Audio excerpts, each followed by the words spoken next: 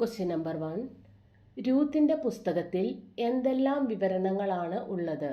ഉത്തരം: യഹോവയാം ദൈവത്തോടുള്ള വിലമതിപ്പിൻ്റെയും അവൻ്റെ രക്ഷാകര ക്രമീകരണങ്ങളിലുള്ള ആശ്രയത്തിൻ്റെയും വിവരണം. രണ്ടാമതായി, മെശിഹായിക വംശപാരമ്പര്യത്തിൽ യഹോവയ്ക്കുള്ള അതിയായ താൽപ്പര്യം എടുത്തു കാണിക്കുന്ന ഒരു വിവരണം. മൂന്നാമതായി, ഒരു കുടുംബത്തിൻ്റെ സന്തോഷത്തിൻ്റെയും സന്താപത്തിൻ്റെയും ഹൃദയസ്പർശിയായ വിവരണം. Question number 2. രൂത്ത് 1-ാം അധ്യായത്തിലെ പ്രമേയം എന്ത്? ഉത്തരം: 1. യഹൂദ്യനായ എലീമേലെക്ക് ഭാര്യയായ നവോമിയോടും മക്കളോടുമൊപ്പം മോവാബിൽ താമസമാക്കുകയും മക്കളായ മഹലോനും കില്യോനും മോവാബ്യരായ രൂത്തിനെയും ഓർപ്പായെയും വിവാഹം കഴിക്കുകയും ചെയ്യുന്നു. 2. എലീമേലെക്കും മഹലോനും കില്യോനും മരിക്കുകയും അമ്മായിയമ്മയും മരുമക്കളും വിധവകളാവുകയും ചെയ്യുന്നു. മൂന്നാമതായി, നവോമിയുടെ നിർദ്ദേശം സ്വീകരിച്ചുകൊണ്ട് ഓർപ്പ അവരെ വിട്ടുപോകുന്നു. രൂത്ത് നവോമിയോടും നവോമിയുടെ ദൈവത്തോടും വിശ്വസ്തത പുലർത്തിക്കൊണ്ട് നവോമിയോടൊപ്പം ബേത്ലഹേമിലേക്ക് പോകുന്നു. രൂത്ത് 2-ാം അധ്യായത്തിലെ പ്രമേയം എന്ത്? ഉത്തരം: 1-ാമത്തെ പോയിന്റാണ് രൂത്ത് ബോവാസിൻ്റെ വയലിൽ കാലാ പെറുക്കുന്നു.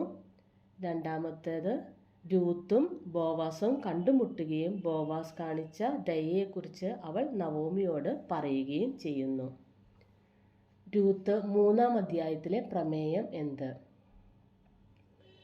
ഉത്തരം: നവോമിയുടെ നിർദ്ദേശം സ്വീകരിച്ചുകൊണ്ട് രൂത്ത് ബോവാസിൻ്റെ മെതിക്കളത്തിലെത്തുന്നു. 2-ാമത്തെ പോയിന്റാണ്, ബോവാസ് നവോമിക്ക് നൽകുവാൻ കൊടുത്ത സമ്മാനവുമായി രൂത്ത് തിരിച്ച് നവോമിയുടെ അടുക്കൽ എത്തുന്നു.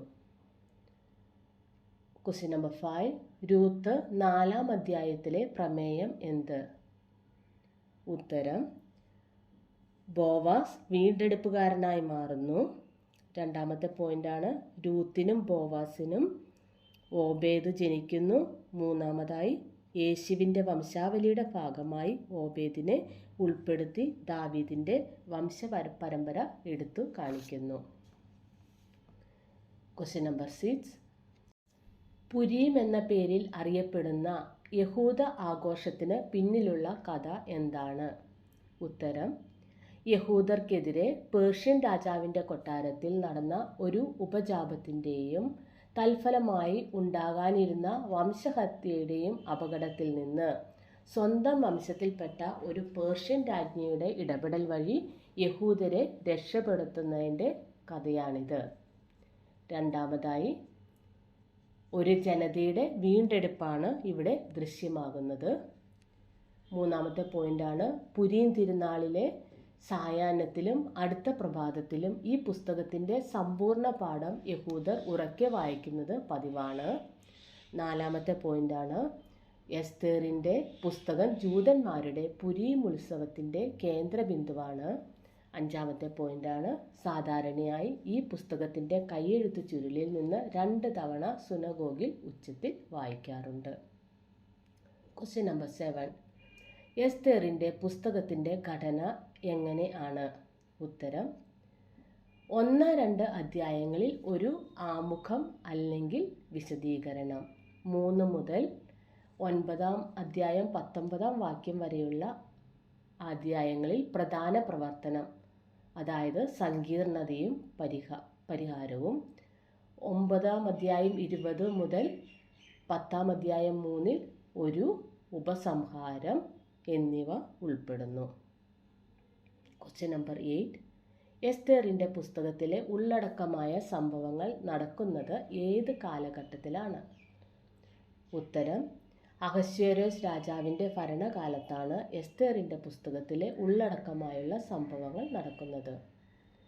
എസ്തേറിൽ വിവരിച്ചിരിക്കുന്ന സംഭവങ്ങൾ ഏകദേശം BC 483-482 വർഷങ്ങളിൽ ആരംഭിച്ച് BC 473-ൽ അവസാനിക്കുന്നവ എന്ന് മനസ്സിലാക്കാവുന്നതാണ്.